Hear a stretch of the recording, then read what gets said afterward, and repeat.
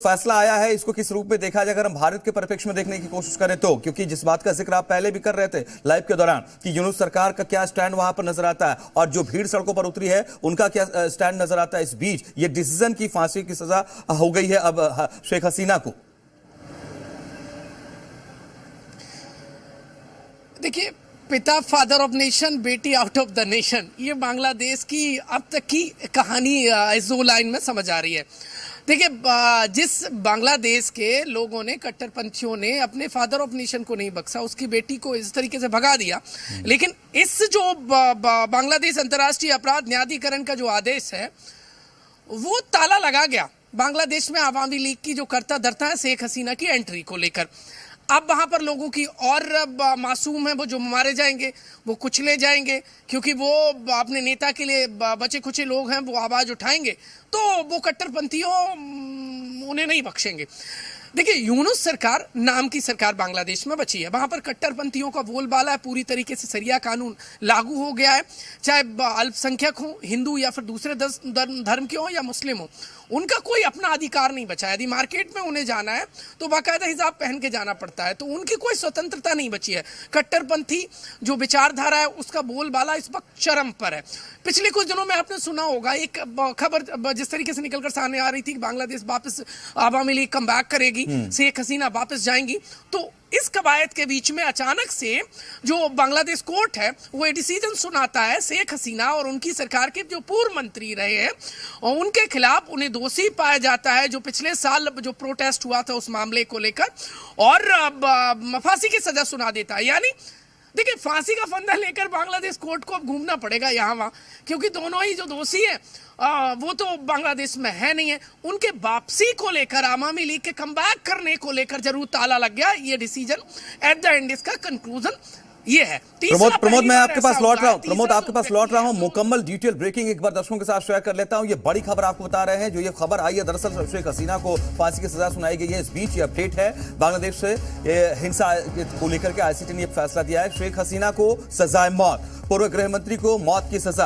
IG police को भी मौत की सजा, यानी इन तीनों ही केसेस के में अगर आप देखें तो मौत की सजा का ऐलान किया गया है आईसीटी की तरफ से। ये बड़ा अपडेट है ये इस वक्त बांग्लादेश हिंसा को लेकर के ये जो फैसला आया आईसीटी का, उसके तहत शेख हसीना को, वहां के पूर्व गृह मंत्री को और आईजी पुलिस को भी मौत की सजा सुनाई गई है, मुकर्रर कर दी गई है। प्रमोद हमारे साथ, हमारे सहयोगी लगातार बने हुए हैं। प्रमोद, जिन बातों का जिक्र आप कर रहे थे कि यहाँ जिस तरीके से जो यहाँ की सरकार, अंतरिम सरकार काम कर रही है, इसके अलावा आपने कहा कि जब पारंपरिक तौर पर, जो रवायती तौर पर यहाँ की जो पॉलिटिक्स रही है उसको एक तरीके से रुइन कर दिया, खत्म कर दिया गया आवामी लीग की वापसी को, अब क्यों ना कहें कि इस बात पर मोहर लग गई है इस तरीके के मोटिवेटेड डिसीजन को लेकर के कि हां, कठपुतली की तरह बांग्लादेश की अंतरिम सरकार जो है वो चल रही है पाकिस्तान के हाथों, अमेरिका के हाथों, यहां तक कि मुझे मैं समझता हूं कि चाइना को लेकर के भी बात उठती रही है आवाम की तरफ से। देखिए, बांग्लादेश की जो यूनुस सरकार है वो सिर्फ मुखौटा है, वो टूल किट बनकर रह गई है। कट्टरपंथियों के इशारे पर वो नाच रहे हैं बिना सॉन्ग के। सॉन्ग ऐसा है जो सुनाई नहीं दे रहा है, लेकिन साइलेंटली मैं वहां पर गया हूं, मैंने देखा है। और अपडेट ये है कि न्यायमूर्ति जो मोहम्मद गुलाम मुर्तजा मजूमदार हैं, वो कट्टरपंथियों के आगे मजूमदार नाम भले ही, लेकिन मजबूर हो गए और उन्होंने देखिए सजाए मौत यानी फांसी की सजा सुना दी। अब तीन जो आरोपी बनाए गए उसमें से एक तो सरकारी गवाह बन गया है। अब शेख हसीना को फांसी की सजा सुनाना यानी बांग्लादेश वो वापस कमबैक नहीं कर पाएंगी। अब यदि उनके पक्ष में कोई आवाज उठाएगा तो वो मार दिया जाएगा, उसको सीधा गोली मार दी जाएगी, और वैसे ही जान बचाकर भाग रहे हैं। देखिए, शेख हसीना ने लोकल में वहां पर इतना काम किया है लोगों के लिए, और अब तो वो अभी भी लोगों के दिलों में बसी हुई थी। मजबूरी में लोग आवाज नहीं उठा पा रहे थे, लेकिन जो उनके लिए अंधे थे वो अभी भी आवाज उठा रहे थे और वो जेल में पटक दिए जा रहे थे। अब फिर से यूनुस सरकार को अंदेशा सता रहा था कि ऐसा ना हो शेख हसीना कम बैक कर लें पहले की तरह, पहले भागी थी फिर वापस आ गई थी। तो यूनुस को लगा कि ऐसा ना हो कि वो जो शांति दूत बन बैठे हैं कई जो और दूसरे देश उनकी कठपुतली बन गए हैं, उनके बांग्लादेश उनके सारे पे नाच रहा है, तो हसीना आएंगी तो ऐसा ना हो कि वो हिरासत में चले जाएं। इसीलिए ये पूरी एक कहानी स्क्रिप्टेड रच दी गई है।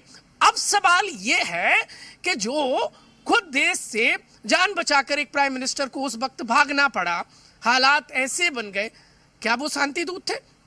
क्या वो कट्टरपंथी नहीं थे? वो यूनुस को नजर नहीं आ रहा है? दरअसल यूनुस उनके इशारे पर इस वक्त काम कर रहे हैं। वहां पर कोई मानवाधिकार नहीं बचा है, और मानवाधिकार का आयोग जो न्यायमूर्ति मजूमदार है वो हवाला दे रहे हैं, वो खुद मजबूर नजर आ रहा है। और किस बात का हवाला? अब बांग्लादेश की सिचुएशन और बिगड़ने वाली है। वहां पर जो अल्पसंख्यक है उनकी रिपोर्ट्स नहीं आ रही है, लेकिन हालात बहुत बद से बदतर है। उन पर और बेतहासा जुल्म होंगे। महिलाओं के कोई राइट्स नहीं बचे हैं। वो स्वतंत्रता से ना खा पी रही हैं, ना मार्केट में घूम पा रही हैं, ना पढ़ पा रही हैं। छोटे छोटे बच्चे हैं। एक एडवोकेट है, नाम नहीं कोट करूंगा मैं, जो उस वक्त बड़े पद पर शेख हसीना सरकार में हुआ करती थी, आज उनकी एक छोटी सी बच्ची है। मैं उनसे बातचीत कर रहा था, तो वो कह रही थी छोटी सी बच्ची को जो 7th 8th क्लास में पढ़ती है, उसको इस तरीके से कट्टरपंथी परेशान करते हैं कि आप हिजाब पहन के आपको स्कूल आना पड़ेगा। तो अब ये मानवाधिकार कहाँ? कुल मिलाकर पूरी तरीके से शरिया कानून लागू कर दिया गया है। वहां पर जो अल्पसंख्यक है उनके आधे भी अधिकार नहीं बचे हैं। नहीं प्रमोद, आप सही कह रहे हैं। देखिए इंटेल जो यही है कि कट्टरपंथी करीब विचारधारा है, 30-32 मौलाना पहुंचे हैं वहां पर। अब कहां से पहुंचे हैं मौलाना? जाहिर सी बात है पाकिस्तान से आए हुए हैं। यही इंटेल है, और वो कह रहे हैं कि शरिया कानून, इश्तिदा कानून, ये तमाम बातें, मतलब उसको पूरी तरीके से हम मुस्लिम प्रभाव में, अपने तरीके कानून के प्रभाव में लाएंगे। शायद उसे कहीं पाकिस्तान को ये तो नहीं लग रहा है कि हमारा एक बार फिर से हो जाएगा बांग्लादेश। ख्याली पुलाव खाने में कोई बुराई नहीं है। बांग्लादेशियों की मुझे लगता है जो मेमोरी है वो बहुत कमजोर हो गई है। कभी बांग्लादेशी पाकिस्तान पहुंच नहीं पाए, इतनी दूर है, ना उनका कोई वास्ता है, ना वहाँ मेडिकल फैसिलिटी के लिए वो जाते हैं। लेकिन बांग्लादेशियों को इस वक्त अपना रहनुमा पाकिस्तान लग रहा है, जबकि पाकिस्तान खुद के लिए नहीं खाना खा पा रहा है, तो वो इनके लिए क्या करेगा? तो एक वो ज्यादा जो मानसिकता है, जो कट्टरपंथी विचारधारा है, वो एक कनेक्शन जोड़ गया है बांग्लादेश और पाकिस्तान का। जबकि ये भूल गए, मुझे लगता है इनकी शॉर्ट टर्म मेमोरी है बांग्लादेशियों की। पाकिस्तान ने क्या उनके परखच्चे उड़ाए थे उस दौरान, जब किस स्थिति में बांग्लादेश बना था, मुझे लगता है वो भूल गए। जब याद आएगा पाकिस्तान, जब बांग्लादेश अपना अस्तित्व खो चुका होगा, तब उन्हें समझ आएगा पाकिस्तान ना उनका कल था, ना आज है, ना आगे होगा। लेकिन वर्तमान हालात ये हैं कि वहां पर जो लोग हैं उनके मानवाधिकार का कोई संरक्षण नहीं हो रहा है। जिस मानवाधिकार के हनन को लेकर ये सजा सुनाई गई है, दरअसल ये एक पॉलिटिकल पूरा स्टंट है, लेकिन हालात वहां पर और बिगड़ने वाले। इंटेल जो अंदर खाने की खबर है वो ये है कि अब जो शेख हसीना के समर्थक है, उनके बेटे हालांकि बाहर हैं, वो वहां से एक ट्वीट कर देते हैं, समर्थकों में फिर आग लग जाती है एनर्जी वाली, वो प्रदर्शन करने लगते हैं, फिर बेचारे मारे जाते हैं। इस टाइप की पॉलिटिक्स हो रही है, क्योंकि उनका बांग्लादेश से कोई वास्ता नहीं है शेख हसीना का, शेख हसीना के बेटे का। शेख हसीना खुद मतलब मैंने जैसे स्टार्टिंग में कहा था, फादर ऑफ नेशन, बेटी आउट ऑफ द नेशन, वो भाग गई।